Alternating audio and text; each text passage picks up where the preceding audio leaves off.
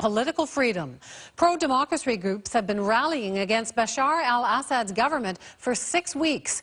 Witnesses describe a brutal military crackdown resulting in hundreds of deaths. But as Neil MacDonald reports, Assad has received little pressure from abroad.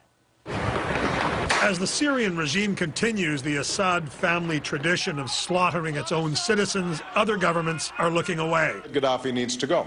Even President Obama, who has demanded the ouster of both Muammar Gaddafi and Washington's old ally Hosni Mubarak, hasn't once spoken publicly about Assad's brutality. The White House has instead issued written statements condemning the violence and demanding that Assad change course, but has not suggested Assad should step down. This despite the fact that Syria is on Washington's official list of so-called terror sponsors, a distinction shared not even by Gaddafi.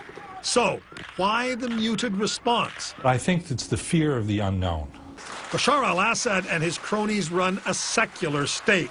If they fall, it could mean civil war and possibly a radical Sunni regime to replace them, which worries Israel, Washington, and nearly everyone else.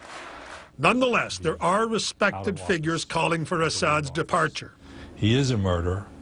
He and his father have murdered thousands of Syrians over the years, and several hundred Americans along the way. Bruce Riedel was a CIA officer in Damascus when Assad's late father sent the Syrian army to the city of Hama in 1982.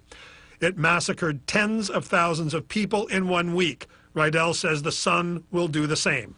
I think they're prepared to shoot thousands of people and use tanks to devastate cities like Deraa to make an example.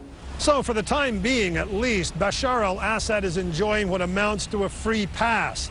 It helps that he can keep journalists out of the country and shut down most of Syria's internet, but this isn't 1982.